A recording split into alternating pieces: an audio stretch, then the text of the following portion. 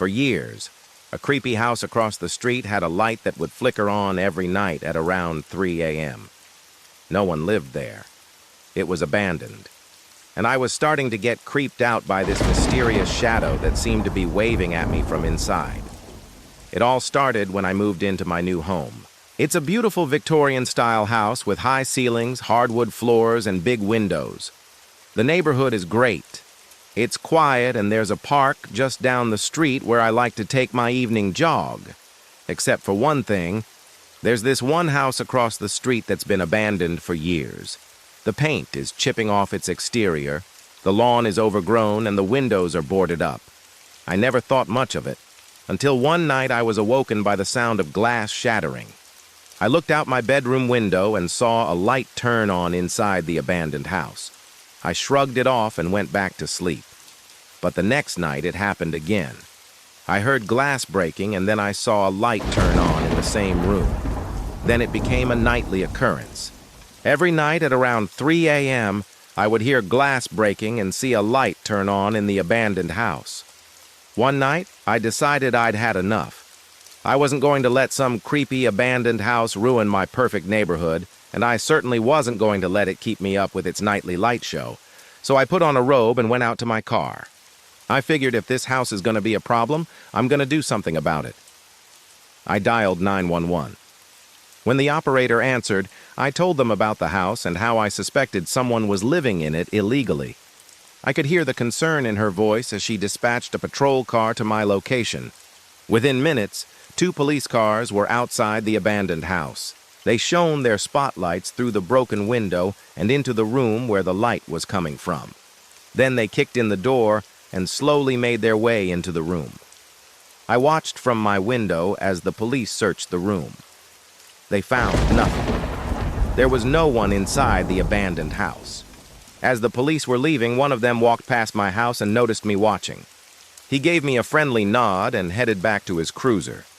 That was weird. Why would someone break into an abandoned house, turn on one single light, and then leave without even getting caught? Was it a prank? But who would do such a thing?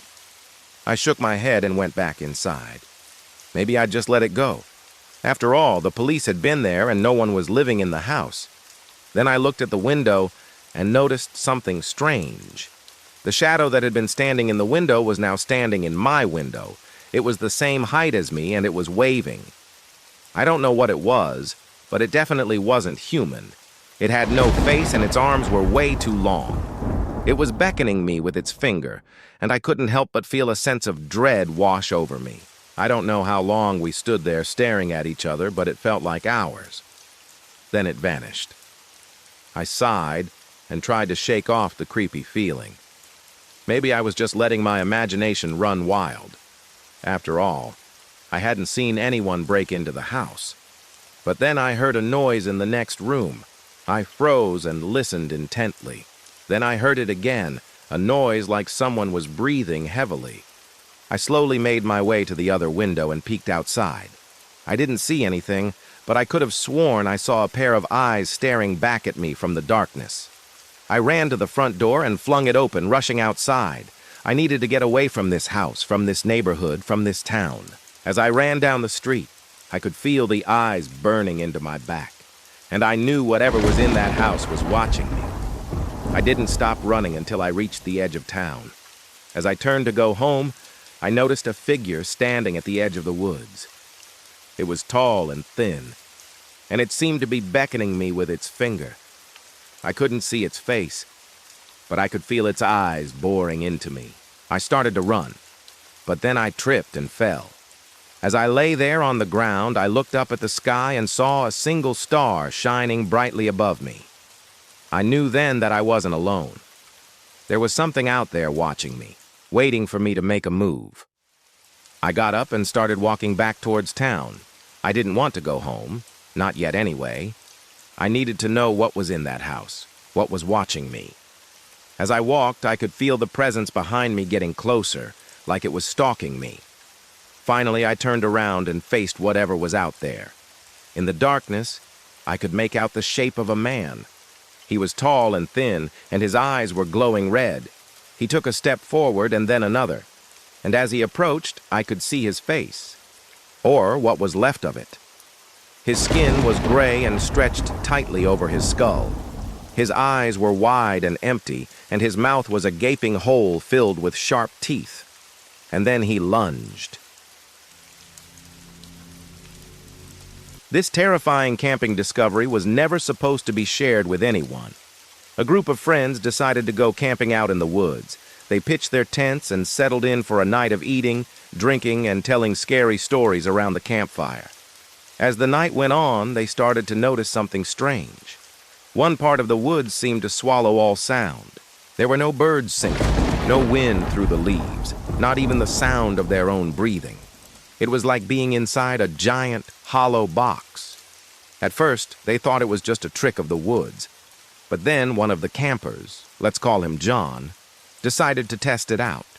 He told the others he was going for a quick dip in the lake, but really he was going to sneak into the silent zone. The others watched as he disappeared into the trees. And then, just like that, he vanished. The others called out into the forest, but there was no reply. John was gone. They searched for him for hours, but there was no sign of him anywhere. They eventually gave up and went back to their campsite to wait for daylight. In the morning, they found his tent empty and his campfire cold. It was as if he had never been there at all. As the sun rose higher in the sky, they finally found the courage to enter the silent zone themselves. They soon realized that anything that entered this area was destroyed. All the leaves and branches were perfectly smooth, with nothing growing on or hanging from them.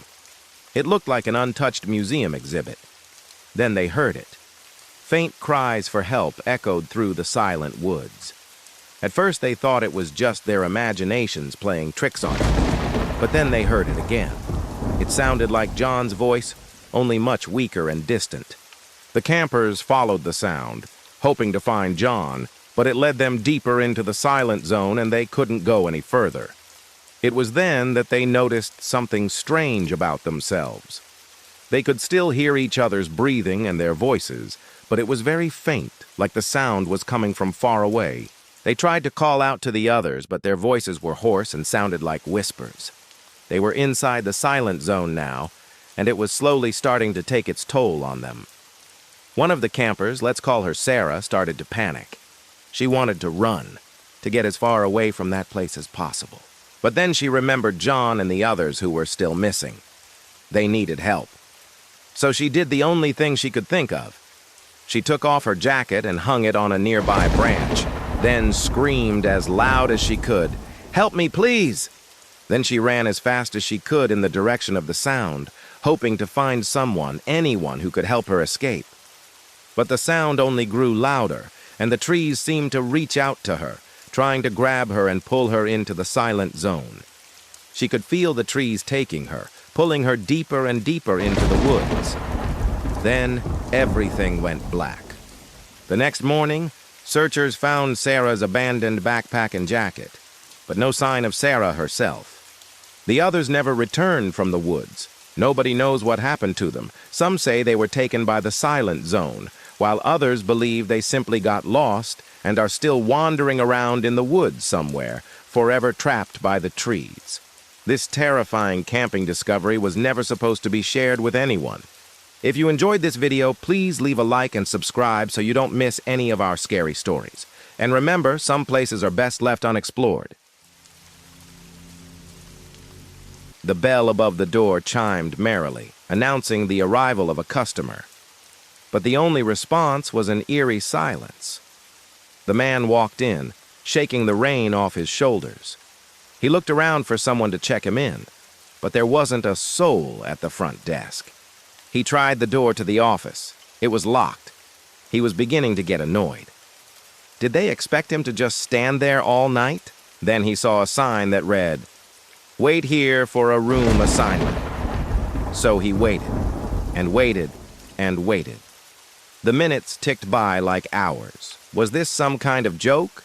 Was he really expected to spend the night in this drafty lobby? Finally, he heard the sound of footsteps. The man behind the desk was incredibly pale and didn't say a word as he handed over the keys. The room was small and sparsely furnished, but it had a big, comfy bed. After changing into one of those papery motel gowns, he went out to find some food. The diner next door was closed. Of course it was. It always was when he wanted it open. But then he remembered the complimentary breakfast mentioned in the advert. He went back to his room to find a basket with a sad assortment of pastries and fruit. And then he noticed something strange. The TV set was from the 1970s. He flipped through the channels, most of which were static. Then he found one showing a local news report. The breaking news was that a body had been found in a vacant room at the Hilltop Motel. The police believed it could be the missing person from 40 years ago. Why was he getting all worked up about a missing person from 40 years ago? What did it have to do with him? The news report then cut to footage of the motel, which was identical to the one he was staying at. The reporter pointed out that the motel hadn't changed much in the last 4 decades. He decided to watch the rest of the news report in his room rather than in the creepy lobby. The next day, after paying for his room, he went down to get some breakfast. The place was deserted. All the rooms were empty. There was no sign of life anywhere. Had he been the only guest there? Then he saw a photo on the wall and his blood ran cold. It was the same picture from the news report. It was the clerk from the front desk, or what was left of her. She had died in a vacant room 40 years ago. No one had ever found her. The guests at the motel kept coming and going. No one had ever noticed her ghost until now. He started to panic. Was she trying to tell him something? Trying to warn him? Then he remembered the news report. They found her body in room 13. His room number was 13. He dashed out of the motel and got in his car. He had to get away from there. But as he drove away, he glanced in his rearview mirror. In the reflection, he saw the pale face of the clerk from the front desk. She was standing right outside the motel, soaked in the morning dew, stretching out her hand to him. He pressed on the accelerator, desperate to put as much distance between himself and the motel as possible. The image of the ghostly clerk burned itself onto his retinas. He kept glancing in the mirror, half expecting to see her climbing into the car with him. But he never looked back because he didn't want to see her face. He knew if he did, he'd never get rid of her. And that's why he drives endlessly through the rain, forever haunted by the pale specter of the clerk from the front desk. Do you believe in ghosts? Have you ever seen one? Let me know in the comments, and if you liked the video, don't forget to check out my others. Thanks for watching. The last bus of the night. I should have taken it sooner.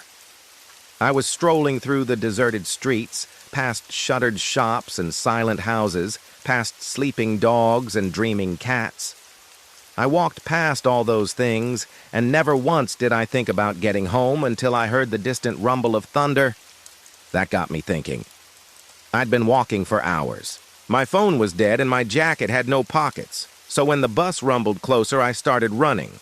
It was an old double-decker with torn seats and windows that hadn't seen clean in a while. It smelled like stale waste and regret, but it was a 24-hour bus. And so without hesitation, I climbed aboard and sat down on one of the seats. The other passengers were no better than me, faces hidden behind coats and scarves, eyes staring blankly out of the windows. They, too, were probably running from something or running to something. What difference does it make? The bus lurched forward and we were on our way. The driver never looked back at us. He was either drunk or he was driving under the influence of something far stronger than alcohol. Now that I think about it, neither of those things would surprise me. This was a night bus after all, and not just any night bus, a special one that took a special route. We drove past the train station, past the river, past the old people's home, and then we kept going. This wasn't right. This wasn't the way to the city center. We were going in circles, and I knew it. I could feel it in my bones. We were going in circles, and I didn't know where we were going. The engine coughed and spluttered, the smell of burnt oil and desperation filling the air. The driver gripped the steering wheel so tightly his knuckles had turned white. I watched him hunched over, fighting to keep the beast under control. I watched him, and I knew he was scared. Scared of the road, scared of the night, scared of us. The other passengers stirred. Some of them shifted uncomfortably in their seats. Others remained motionless, their gazes fixed on some distant point beyond the windows. A few of them started talking in low voices. I couldn't hear what they were saying, but I didn't want to listen in on their conversation. I felt uneasy, as if their words were venomous and their looks could cut me. The bus screeched to a halt. The doors hissed open, and one of the passengers got off. He stumbled out into the darkness, disappearing into the shadows. Another got off, and then another. Each time the doors opened, the stench of stale waste and regret filled the air. And each time someone got off, the whispers grew louder. At first it was just a murmur, but now it was clear as day. They were chanting my name. But how could they be chanting my name when none of them had uttered a sound since boarding the bus? How could they be whispering my name when they had barely even glanced at me? And why did their voices sound like the wind whistling through a graveyard? The driver slammed the door shut. His face was pale, his eyes wild. He gripped the steering wheel and we lurched forward. The whispers grew louder, more insistent, but now there was something else, too. A low growl that seemed to come from the depths of the earth itself. The bus came to a sudden stop. The driver threw the gears into reverse and we started moving backward. The growl grew louder, the whispers more frantic. We were going in circles, further away from the city, further away from everything. The fog was thick, almost impenetrable. I couldn't see the road, the trees, or the other cars. All I could see was the faint glow of streetlights filtering through the mist and the grotesque shapes they made on the asphalt. And then the trees disappeared. I strained to see through the fog, but all I could see was more fog and the occasional streetlight. The houses were gone. The shops, the roads, everything that made this place familiar was gone. I was in a different world, a world of fog and whispers. The bus rumbled on, its engine coughing and spluttering, the smell of burnt oil and desperation heavy in the air. And then the doors hissed open and the driver said, "This is your stop." I didn't need him to tell me twice. I stumbled out into the fog, the whispers growing louder, more insistent. Get out," they hissed. "Leave this place, leave while you can." I didn't wait to hear any more. I turned and ran, the whispers following me, echoing in my ears long after I had gone. Hello, I'm here with my new story. It was one of those old toys that had seen better days, a teddy bear that had once been brown but was now more the color of cinnamon. Its fur was matted in places from years of cuddles, and its button eyes were loose and hanging on by a thread. It had been my daughter's favorite toy when she was little, and now that my grandson was showing signs of being attached to it too, I thought it only fair that we keep it in our house so he could enjoy it as well. But then strange things started happening. At first, it was just the feeling that something was moving about in the room when I went to check on him at night. But then I started hearing what sounded like soft breathing coming from under his bed. Naturally, I assumed that he was just making that up in his head. Kids will often use their imaginations to create imaginary friends or even enemies. And this seemed to be the case because when I would shine my flashlight under the bed, I'd see his little face peering out at me from under the covers with a big grin on it. He had a great imagination, that's for sure. But one night I heard the breathing again. I went to investigate, pushing aside the blankets to reveal nothing but dust bunnies, yet the breathing continued, growing louder, closer. Then I felt something wet and slimy slither across my hand. I pulled away to see a long, thin worm squiggle onto my arm. I screamed, jumping back from the bed as the worm took off up the wall like a snake. That was when I decided enough was enough. No way was I letting my grandson sleep with that creepy thing under his bed. So while he was at school the next day, I did what any reasonable person would do. I cut open the teddy bear. What I wanted to get rid of was some kind of bug, or perhaps a small animal that had somehow crawled in there and made itself comfortable. But after cutting the seams, I found no such thing.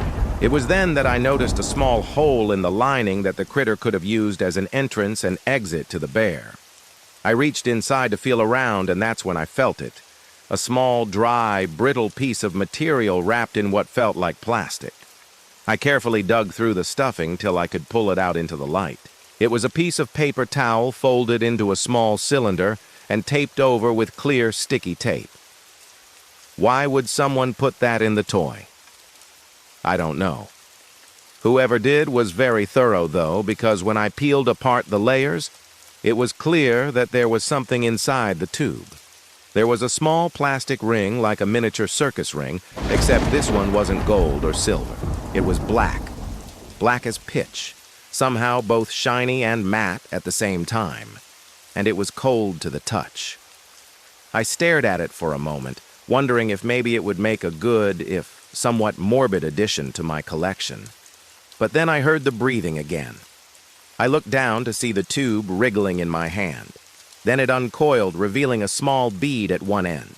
I watched in fascination as the bead began to move down the makeshift slide I'd made by ripping open the toy. Then it popped out and landed on the floor. It rolled a few inches and came to rest under the bed. And that's when I saw it. Another one. They were like rosary beads, only instead of prayerful Hail Marys, there was a string of these weird black rings connected by these small beads. And as I stared at them, the breathing grew louder. I knew I should probably be calling pest control or the police, but I couldn't take my eyes off the beads. Somehow I felt compelled to pick them up and string them together. That's when they lunged. The room spun. I felt myself fall, the teddy bear tumbling out of my hands and onto the floor. Then everything went black. When I woke up, my head was pounding. I tried to sit up, but the room spun again. I closed my eyes and tried to make sense of what had happened. Then I remembered the beads, the breathing, the darkness. I opened my eyes to see a single bead dangling in front of me. I reached out to touch it, but it recoiled as if I'd grabbed onto a live wire. Then it darted behind my dresser. I could hear the beating of its tiny heart from where it hid. So that's when I knew I had only two choices. Either call for help or catch that damn bead before it disappeared completely. As I crept toward the dresser, the breathing grew louder. Closer, it slid out from under the dresser and onto the carpet. Then it started to glow. I watched in fascination as it rolled toward me. I could feel its heat and smell its musky odor. And then I felt something wet and slimy slither across my hand. Hello, friends. Welcome to my channel. Right now, I'm going to tell you a scary story about a classroom that exists in the basement of our school. Our school is very old. There are a lot of buildings because there are a lot of students. One day, I was hanging out with my best friend, and we heard a rumor from someone that there's a classroom in the basement that doesn't exist. So we decided to go check it out. We went home, got some flashlights, and went back to school. There are a lot of classrooms in the basement, but we didn't know which one was the one they were talking about. We walked past all of the classrooms until we found one at the end of the hall. The door wasn't locked, so we slowly opened it and peeked inside. It was a normal classroom. Desks were arranged in rows, just like all the other classrooms, and on top of the desks were notebooks and pencils. It looked like class had just ended. But we knew that couldn't be possible, because all of the classes ended an hour ago. Plus, this classroom wasn't on the floor plan. We were about to leave when we noticed something strange. All of the desks were facing toward the front of the classroom, but in the middle of the room, there was a big pile of desks that were knocked over. As we got closer, we saw a pair of shoes under the desks. My friend and I looked at each other. I nodded my head and slowly started moving the desks. When we found the girl's shoe, we felt a little scared, but also curious. What was she doing in this secret classroom? We continued to move the desks and found a spiral notebook on the ground. On the cover of the notebook, we saw a name. It said, Maria. That's when we heard a voice. Who's there? We froze and stayed perfectly still. The voice came again. Who's in my classroom? Now we were definitely scared, but we didn't want to run away. We wanted to know who was in the basement with us. My friend and I started to look for an exit, but there wasn't any. The classroom was a dead end. And then the bell rang. It was the same sound that we heard at the beginning of class and at recess. But how could that be? All of the electricity in the school was turned off hours ago. The bell rang again. This time it was louder and it felt like it was right behind us. We started to panic. We had to get out of there. We ran out of the classroom and into the hallway. The bell kept ringing and echoing. We turned around to look, but the classroom was gone. It was just another ordinary hallway. I don't know what that place was or why it disappeared, but every time I hear the bell ring, I think of the classroom in the basement. Now it's time for me to tell you a scary story about a haunted house. Once upon a time, there was a man who lived in a haunted house. He didn't know that when he moved in, but soon he found out. Do you want to hear it? Okay, here we go. One day he was home alone when he heard footsteps in the attic above him. He thought, maybe it's mice. But then he heard something else. It was a woman crying. He didn't believe in ghosts, so he decided to investigate. He slowly climbed the stairs and reached the attic. The doorknob was cold, but he opened the door and stepped inside. The attic was dusty and dark, but he could see a rocking chair moving by itself. Then he heard the woman crying again. "Who's there?" he called out, but there was no reply. He continued to explore the attic and found a diary. Inside the diary, he read the story of the woman who lived in the house 100 years ago. Her name was Elizabeth, and she died in the attic. She cried because she wanted to find her little girl who died in a fire. The man felt sad for Elizabeth and wanted to help her. So he closed the diary and put it back where he found it. As he was leaving the attic, he heard Elizabeth's voice. "Thank you." Then he heard footsteps in the hallway and the rocking chair stopped moving. From that day on, the man was never home alone again. Okay, friends, now it's time for you to tell me a story. Have you ever seen a ghost? Leave your answer in the comments below. And if you liked this video, please give it a thumbs up. See you next time. Welcome back, everyone. There's a lot of things that go bump in the night, but sometimes it's not the things that go bump in the night that we should be looking out for, but rather what happens when we wake up in the middle of the night. Today's scary story comes from a Reddit user. And if you like this one, stay tuned because we're going to have more creepypasta stories coming your way. It was a few years ago that I was traveling through Europe with my now fiancé. We were taking a sort of backpacking trip, staying in different hostels and inns, and we had booked a room at an old inn for a couple of nights. The inn was beautiful, and the staff were very friendly. However, the room we were staying in was a little bit strange. It was circular with a domed ceiling, and all of the walls were covered in mirrors. Now, I don't know about you, but that's just kind of creepy to me. I mean, can you imagine? You're trying to sleep, and every time you open your eyes, you're confronted by dozens of reflections staring back at you. Even when you close your eyes, you can still see the darkness behind your eyelids where the light of the reflections are still there. That's just gross. Anyway, after the first night, my fiancé and I decided that we weren't going to stay there any longer, and we checked out and moved to a new place. Well, recently, my fiancé told me that she couldn't sleep in that room because she kept seeing these ghastly faces staring at her from the mirrors. But it gets better. My fiancé woke up in the middle of the night to use the bathroom and then went back to bed without turning the lights back on. She didn't want to wake me up, so she just lay there in the dark staring at the ceiling, and that's when she noticed it. There was a faint glow coming from between the curtains. So she opened her eyes and saw the reflection of the moon and the clouds moving across the opposite wall. Then she saw a face staring back at her.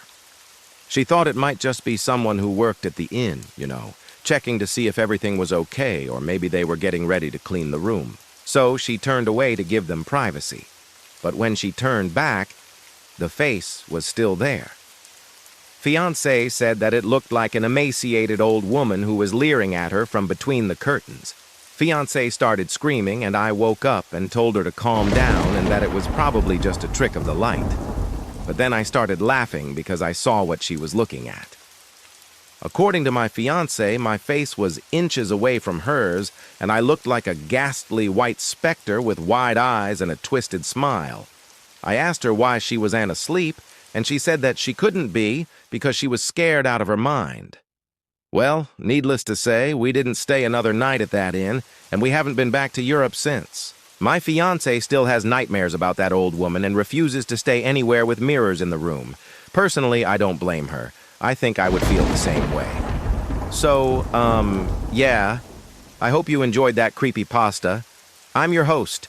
Stay tuned if you want more creepypastas, and I'll catch you next time. Hello, this is the host. This is an audio from a subscriber. We read these scary stories to find out if there's any truth to them. Some of them are true, some of them aren't. This one isn't. So let's listen to it. It was 1998. And cell phones were just starting to become popular. I was in college and had just gotten my first cell phone, a used Motorola flip phone. I took it to a local payphone to call my dad and ask him how he liked his birthday present, a pair of tickets to see the Rolling Stones. A few days later, I was home for the weekend and I gave my dad the tickets. He was thrilled. He loved the Stones. A few weeks after that, I started getting strange calls on my cell phone. It would ring, and when I answered, all I could hear was heavy breathing. Then the person on the other end would hang up. At first, I thought it was some kind of prank or maybe some weirdo trying to sell me something. But it kept happening even after I switched my number. Even when I went to a different carrier, I still got the calls, and they weren't even coming from the same area code as my new number. They were coming from all over the country. Then one day I was taking a shower, and the phone was on the counter next to me. It rang, and I picked it up. All I heard was whispering. I couldn't make out the words, but it was definitely a woman's voice. I hung up and continued my shower. A few minutes later, it rang again. I picked it up, and the same whispering voice said, "Are you washing your hair with cold water? Are you enjoying the warm water running down your body?" I screamed and dropped the phone, which had gotten wet and was now dead. I tried to call my phone company, but they said they couldn't help because it was a third-party issue. I was freaked out and stopped using the phone. A couple of weeks later, my dad called me at home. He was very upset. He said he'd been getting calls on his cell phone from the same number that had been calling me. I told him I'd had the same number and that we should switch numbers again. He didn't believe me. He thought I was messing with him. He said he was going to keep the number. A week after that, he called me at my apartment. He was hysterical. He said he was driving down a deserted road, and the car in front of him kept stopping and starting. When he finally got out of his car, he saw that it was my old phone sitting on the hood of his car. He turned it over, and there was no battery. He threw the phone away and called me from a payphone. When I got his number, I knew immediately who it was. I was so scared I didn't want to answer it. But then I thought, who else could it be? So I answered, and it was my dad. He asked if I knew anything about a phone being on the hood of his car. I said yes, and asked why he didn't answer it. He said he didn't know. I told him to throw it away. He did, and he got another number. But then he started getting calls from people he knew, people he hadn't spoken to in years. The calls came from their unlisted numbers. The calls kept coming even after he changed his number again. He eventually just gave up on having a cell phone. This happened in the late 90s, and it kept happening through the early 2000s. Eventually, he got a new number, and the calls stopped. We always wondered if it was a coincidence that the calls stopped when he got a new number. But we never found out because the calls never started up again. And that's 1 minute. See you tomorrow. No one was at the ticket counter. There was no announcement over the loudspeaker. The platform was empty except for me. I checked my phone. The train was running on time. So why was I the only passenger? I was waiting for the 6:17 train from Paddington to Castle Combe. I'd planned this trip for months. My girlfriend and I were going to spend the weekend in a little village in the English countryside. I was excited. I hadn't been to Castle Combe before, and I couldn't wait to see what it looked like. I arrived at the station just after 6 p.m. The train was due any minute. I stood on the platform with my suitcase and backpack waiting. When the train arrived, it screeched to a halt, but the carriage doors didn't open. No one came out. I walked up to the front of the train and peered inside. There was no conductor. I tried the door. It wouldn't budge.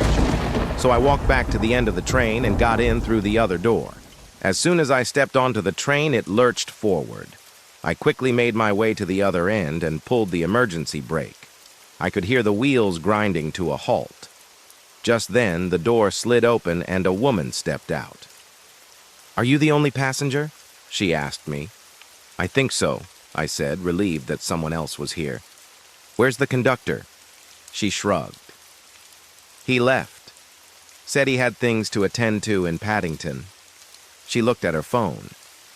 "Look, we don't have much time. Do you want to sit here and wait for another train? Or would you rather walk to Castle Combe?" "Walk," I said immediately. The woman smiled. "That's what I thought you'd say. Come on, then let's go." We walked along the tracks away from the station. We passed a row of old houses and shops. And as we turned toward the village, I could see a sign that read Castle Combe. As we approached the village, I could feel the hairs on the back of my neck standing on end. I turned to the woman. "Do you know why everyone left the train?" "Why?" "Because they had things to attend to in Paddington." I frowned. "What things?" She didn't answer. Instead, she quickened her pace. She reached into her pocket and pulled out a key. The wind picked up, and suddenly the trees around us seemed to be swaying violently. The woman unlocked a gate and pushed it open. "Thank you," I said. "But where are we going? I thought we were meeting the bus at the station." She stopped and turned to face me. Her eyes were wide and her breathing was shallow. "The bus isn't coming," she whispered. "It never comes." Just then, the wind grew even stronger, and I could feel my jacket being pulled from my body. I tried to hold on to it, but it was no use. The wind snatched my jacket and sent it flying down the road. I wanted to chase after it, but the woman grabbed my arm and pulled me back. "Don't," she said, her voice barely audible above the wind. "You can't go there." Before I could ask her what she meant, she pushed me through the gate and into a dark, narrow alley. The wind seemed to come from every direction at once. It pushed me forward, deeper into the darkness. The woman walked beside me, her key jangling in her pocket. Suddenly, I felt something brush against my leg. I jumped and turned to see a pair of dark, lifeless eyes staring at me from the shadows. A low growl rumbled in the creature's chest, and I could feel its hot, fetid breath on my skin. The woman took a step forward, shielding me with her body. "Go back," she hissed at me. "You need to go back. I didn't need to be told twice." I ran back the way I came, stumbling and falling to the ground. As I looked back, I could see the creature taking shape in the darkness. It was tall and emaciated, with long, sharp teeth and claws. Its eyes glowed an eerie red in the gloom. And then I saw the bus. It was parked at the end of the alley, its engine idling. The driver leaned out the window and beckoned to me. I scrambled to my feet and ran toward the bus. As I climbed aboard, I could hear the sound of heavy footsteps behind me. The driver slammed the door shut and started the engine. We raced away from the station and the shadowy figure that had pursued me. As the bus sped along the dark, empty road, I knew one thing for sure. I would never get off. The night shift was always the worst at Hilltop Hospital. Not only were the patients more volatile, but the building itself seemed to come alive after midnight. For example, there was always the sound of dragging metal beds in the abandoned pediatrics wing. I'd always assumed it was just the pipes. But then one night, I actually saw the ghost of a little girl dragging herself down the hallway, right down the hallway, past the nurse's station where I was sitting, dragging herself towards the pediatrics wing. I couldn't tell if she was a ghost or a living person, because she was not making a sound. But when I looked away for just a second, she was gone. After that, I never went to the pediatrics wing alone after midnight. So needless to say, when my partner Liz told me she heard knocking coming from the abandoned operating room wing, I told her to get someone else. I don't want to go. She insisted that we should check it out, and I gave in. We grabbed a flashlight and a heavy piece of wood, just in case, and headed down the dimly lit hallway towards the operating rooms. The floor made a squeaking sound as we walked across it. As we approached the first set of double doors, the knocking grew louder. "Hello?" Liz called out. No reply. Only the sound of our own breathing and the distant hum of machinery. When we got closer, the knocking stopped. I felt a sudden urge to run, but Liz put a hand on my shoulder. "Don't be scared," she said, though her voice shook slightly. "It's probably just an animal." I forced myself to take a deep breath and listen. We stood there for what felt like an eternity, but in reality was probably only about 30 seconds. I heard a soft thump, followed by what sounded like papers being shuffled. Then the knocking started again, louder this time. I wanted to scream. Instead, I pressed my back against the cool, smooth surface of the door and closed my eyes, trying to steady my breathing. Liz knocked on the door with the piece of wood. "Hello? Is anyone there?" Silence. Then the sound of paper shuffling again, and then a low voice seemed to come from within the door. It was raspy and dry, like dead leaves crunching underfoot. It said, "My name. My name is not on the schedule tonight." My eyes flew open. How did this person know my name? Liz and I exchanged a terrified look.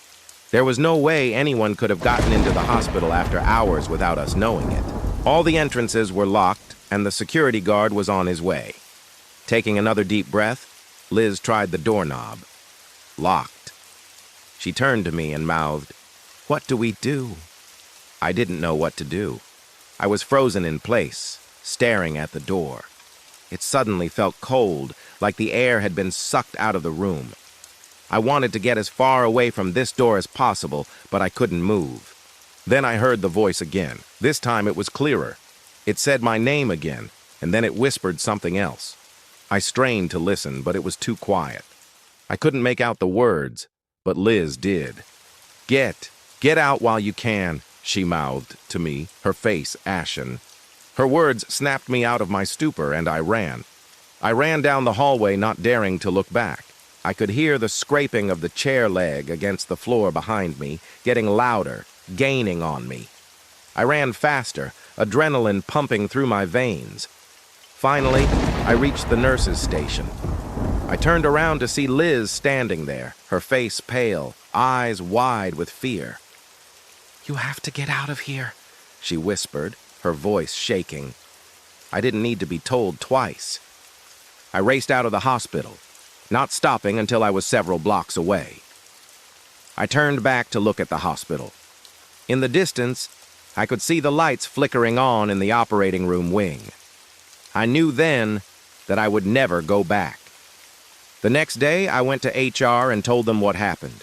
They sent someone to check the locks on the operating room doors, and they said they'd look into it. But I knew they wouldn't find anything. No one ever believed you unless they saw it for themselves. And by then it was too late. I quit the next day. As I was leaving, I walked past the pediatrics wing. I couldn't help myself. I had to know if I'd imagined it all. The dragging sound was still there. And as I stood there listening, I heard a small voice call out, "Help me!" All right, here's a scary story from our friend, Theodora. It's about a room with no number. I grew up in a boarding house because my dad was in the Army. He would move around a lot, and we'd have to move with him. So we never really had a permanent home. I guess you could say we were a little bit of a military brat. We moved so often that I ended up going to like 7 or 8 different schools by the time I was in 6th grade. The boarding houses we stayed in were usually pretty nice. Nothing too fancy, but they were always clean and the people running them were always super nice. The one we stayed at when I was about 12 or 13 was no different. It was a 3-story building and each floor had 5 rooms, 1, 2, 3, 4, and 5. The only weird thing about it was that there was a door between rooms 5 and 7 on every floor, but it never had a number, and nobody ever went in or out of it. The first time we stayed there, I asked my mom about it, but she didn't know anything about it. She said maybe it was just a storage room or something. We stayed in that boarding house for about 2 months, and I got pretty curious about the room, so I started asking the other kids in the boarding house about it. They all said the same thing, that there was a room between rooms 5 and 7, but they didn't know what was behind it. Some of them said it might be a secret passageway or a passage to another dimension. That freaked me out a little, but I was still more curious than scared. One night I woke up and I heard some banging coming from that room. I got really scared, and I told my mom, but she just laughed and said it was probably just some pipes or something. Then the next morning I got up and I decided I was going to check out that room. I went up to the 3rd floor where the banging had come from the night before. I knocked on the door and I heard a voice inside say, "Come in." I opened the door and there was a big empty bed in the middle of the room. It looked like somebody had been sleeping in it. The blankets and the sheets were all neatly folded and the pillows were fluffed up. But there was nobody there. I called out, "Hello?" But obviously nobody answered. I walked over to the bed and I remember thinking, why does this bed feel so warm? Like it wasn't just the blankets and the sheets that were warm, the whole mattress felt warm like a person was laying on it. I don't know. It was super weird. After a few minutes, I got kind of bored and I was about to leave when I saw something. There was a small wooden box under the bed. I don't remember how, but somehow I knew that if I opened that box, whatever was in it would disappear. So even though I was scared, I was really curious. I couldn't resist. I opened the box and it was full of these old yellowed papers. They looked like they were some kind of diary entries. I tried to read them, but as soon as I did, they just turned to dust. I closed the box quickly and I ran out of that room. I went downstairs and I tried to tell my mom what had happened, but she just didn't believe me. She thought I was making it all up. She said there was no way a room could just disappear like that. So I gave up on telling her and I just went to my room. That night, I couldn't sleep because I kept hearing that banging noise. I think it was trying to get my attention. Then all of a sudden, right in the middle of the night, I heard a knock on my door. I got really scared and I hid under my blanket. I heard another knock and then the door slowly started to open. I was paralyzed with fear. I couldn't move. I couldn't scream. I watched as the door slowly creaked open, and I waited for whatever was on the other side to come in. But it never did. In the morning after, of course, I didn't sleep at all. I got up and I went to go check the room again. But now it was gone. The whole room had vanished. There was no longer a door between rooms 5 and 7. It was like it had never been there at all. I don't know what that room was or what was in that box, but whatever it was, I think it wanted me to see it. I tried to tell my mom and the other adults there, but they never believed me. They said I was just making it up. But I know what I saw. There was a room with no number that had a bed that was always warm and a box that turned to dust when I opened it. And whatever was in that room was trying to get my attention. Maybe it still is. It was late in the evening when the old fisherman started to row his boat out onto the lake. The sky had the color of old bruises, and the water was like glass. He had fished here for more than 30 years and never seen anything like it. As he reached the middle of the lake, he heard a voice that seemed to come from everywhere and nowhere at the same time. "Go back," it said. The voice startled him, but it also fascinated him. "Who's there?" he called out, but only his own voice answered him. Then he realized with a jolt that the voice he had heard had repeated what he had said. "Who's there?" But how? How could it be? Was he going crazy? Then he tried it again. He took a deep breath and called out over the water, "What are you doing?" And once again, his question was answered by an eerie silence, a silence that was quickly replaced by the exact words he had spoken. "What are you doing?" At this point, fear had taken hold of him. His hands were shaking as he started to row back to shore. As he moved, the voice grew louder. It seemed to be coming from all sides, taunting him, challenging him. He heard one of the voices say, "You can't escape." Another voice added, "You can't hide." And then another, "We know your sins." His sins. What did that mean? He was a good man, or at least he tried to be. Had he done something terrible and not even known it? Suddenly, one of the voices cut through the others. It seemed closer, more urgent. "Stop the boat." He didn't want to, but he couldn't fight the feeling that compelled him to obey. When he finally stopped, the voices grew quiet, and the only sound was the gentle lapping of the water against the boat. Then one of the voices broke the silence. "Why did you come here?" Why indeed? What had brought him here tonight? Was it fate? Was it the voices that had lured him in? But before he could even begin to form an answer, another voice interrupted. "It doesn't matter anymore." Just then, the sky above him split open and lightning illuminated the faces of the people who had been sitting in the boat with him the whole time. He wasn't alone. There had been 5 men in the boat, and none of them were who they seemed to be. Their faces were pale, their eyes glowed an eerie green, and their teeth were long and sharp like the fangs of some wild animal. He screamed, a primal sound of terror that echoed over the lake, but the others paid no attention to him. They just kept staring straight ahead with those strange, glowing eyes. Then one of them spoke.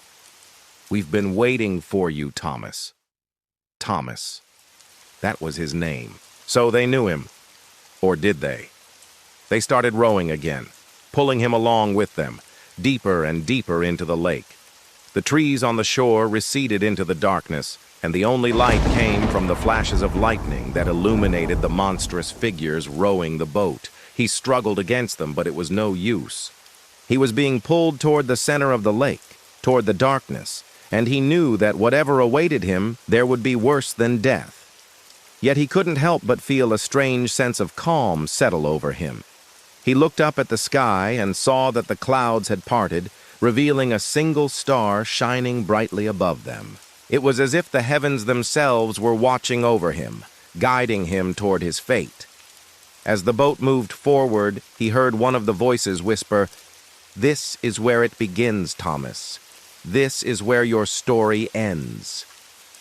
His story. What did that mean? Was this the end of his life? Was this the fate he had been fearing? He didn't want to find out. He wanted to live. He wanted to go back to the life he had known, to the world of the living. But as the boat approached the darkest part of the lake, he knew there was no escape. He closed his eyes, bracing for whatever was to come. And the last thing he heard was the echo of his own screams bouncing back over the lake. Now, some say that when the echoes fade away, that's when the true torment begins. Some say that once the screams are no longer heard, that's when the monsters come out to play. Some say that when the night is still and silent, that's when the souls are most vulnerable. At midnight, the elevator in an old hotel starts acting strangely. It descends far past the basement level, stopping at a floor that doesn't exist. The only light comes from the flickering display, which reflects in the eyes of the lone passenger. He steps out onto a non-existent floor and turns to leave. The doors slide shut and he hears a click as they lock. He tries the handle. Locked. He presses the button. Nothing. Then he hears footsteps behind him. Heavy, dragging footsteps. Turning slowly, he sees a dark shape emerging from the gloom. Something large and hunched over, dragging itself closer. The man backs away, stumbling into what feels like a wall, but it's not solid. He keeps moving until his back is against the cool glass doors. The thing shuffles closer, its dragging footsteps echoing in the vast space.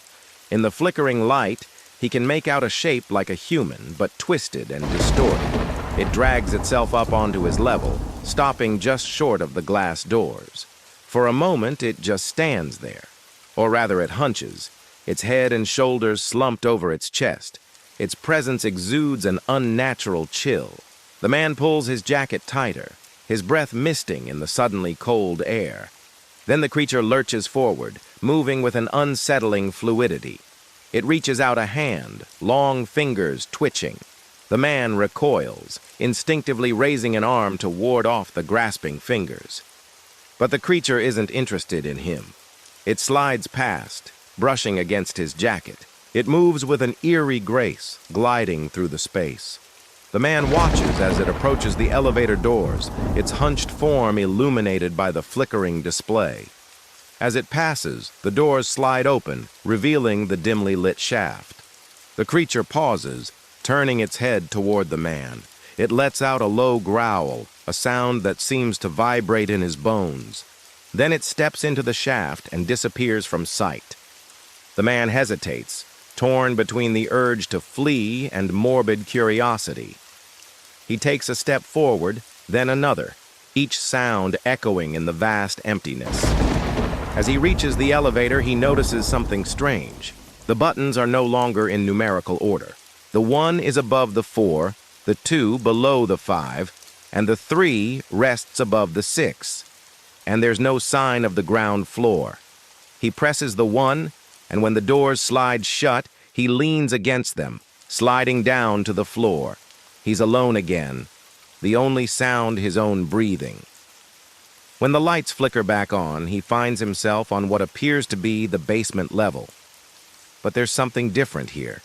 The walls are lined with mirrors, reflecting his own startled face back at him. And in those mirrors, he sees fleeting glimpses of something else. A dark shape lurking in the reflection, watching him with cold, unblinking eyes. He turns to leave, hurrying away from the mirrors and the basement. As he reaches the stairs, he glances back. The mirrors are gone, replaced by the dark, menacing figure. It stands directly in front of him now, blocking his path. The creature tilts its head, letting out a low growl that echoes in the vast space. Trapped, the man turns and runs, racing up the stairs, each step a desperate bid for escape. When he reaches the top, he doesn't stop. He keeps running, pushing open the door and stumbling into the lobby. He looks back over his shoulder, expecting to see the creature emerging from the darkness, but there's nothing there. The hallway stretches endlessly before him, empty and silent. He takes a deep breath, trying to calm his racing heart. But as he turns to leave, he sees the other guests milling about, their faces pale and drawn. They seem oblivious to his presence, their eyes vacant and lifeless. He tries to call out, but his voice is hoarse and weak. They don't respond.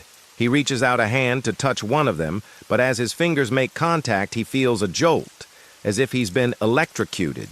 He recoils, staring at his hand. It's then he realizes that all the guests are gone, their bodies still standing in the lobby, but their souls long departed. He's the only one left, the last guest in the almost empty hotel. And outside, the clock tower chimes midnight. Blackout. Total darkness.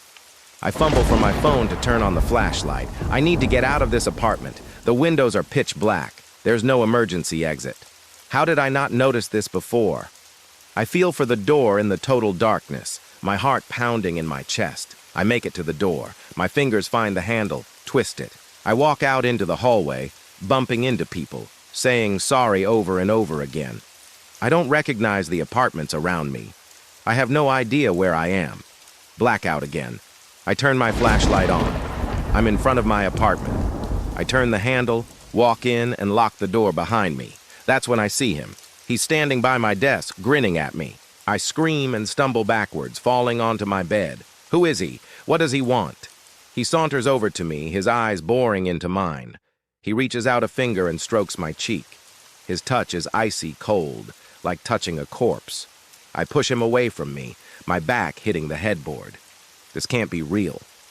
I pinch myself hard. Ow. That's real. So is he. He takes a step back and gestures to the mirror behind me. I slowly turn my head to look at it. Behind me in the mirror, my reflection is sitting up in bed, smiling at me. I don't know what's going on. Why is she smiling? Why is that person smiling? He leans closer to me, his breath hot on my ear. Switch places with me, he whispers. Just once. I shake my head, backing away from him. I don't understand what he wants. He looks hurt. No, please, he begs me. You don't understand. I don't trust him. I don't know who he is. He looks so sad now. I almost feel sorry for him. Almost. He walks towards the mirror, his body rippling as he turns to face his reflection. I take a deep breath, trying to calm myself down. Okay, this is weird. Very weird. I need to get out of here. I need to call 911. Maybe it's a gas leak or something. That would explain the blackouts. I reach for my phone. He looks at me, his eyes pleading. Please, he says, only for a moment. Just let me say goodbye to her. Then I turn back to the mirror. In the glass, I see my reflection reaching out to touch his face. Her fingers go through his. She's smiling at him. And then she's gone. He looks at me, his face full of anguish. Why? He cries. Why did she leave me?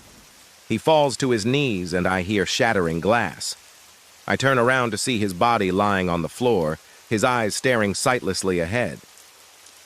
What happened? I walk over to the mirror and stare at my reflection. She's back. But there's something different about her. Something colder. I don't know who that was. I don't know what happened. I don't know what I'm supposed to do. She turns to me, her eyes empty. She doesn't look at me. She looks through me. She speaks, but it's not my voice. It's his. Thank you, he says, for freeing me. Now I can finally be with her. I want to scream, but no sound comes out. I want to run, but my legs won't move. I'm trapped inside my own body, watching as my reflection smiles at me, her eyes boring into mine. I try to speak, but all that comes out is a whimper. Then she leans close to the glass and whispers in my ear, "We're the same, you and I. I'm you and you're me. We both want to be free. All you have to do is let me out." Behind me, the window glass starts to crack and spiderweb across the pane. I can feel the cold night air on my skin. I'm cold. I shiver. And then I see it. In the reflection, my hand, her hand, it's reaching out to me from the other side of the glass. I can see the room on the other side. It looks familiar. Is that my apartment? She opens her mouth and I hear my own voice. "Come with me," she says. "We can be together forever." The glass behind me gives way and a shard hits my arm. I cry out, pulling back. She's on the other side now, her eyes wide and scared. "Don't come any closer," I scream, my voice echoing in the vast emptiness. I stumble backwards until my back hits the bed. She holds out her arms, her expression sad and pleading. "I don't want to hurt you," she whispers. "I don't want to hurt her." I look down at the broken glass on the floor, at the shards digging into my skin. I'm hurting already. Will she hurt more if I let her in? She looks at the broken glass, her eyes glistening with tears. I want to help her, but I'm scared. She turns back to me, her eyes full of pain. Then I see it. On her wrist, a red mark, a brand. I recognize that symbol. It's the same one I saw on the man's arm. He's not her, I realize. He's us, a part of me, a part that wants to be free, a part that wants to hurt. And as I look into her eyes, I see my own desire to be free reflected back at me. I know what I have to do. With a deep breath, I reach out and touch the glass.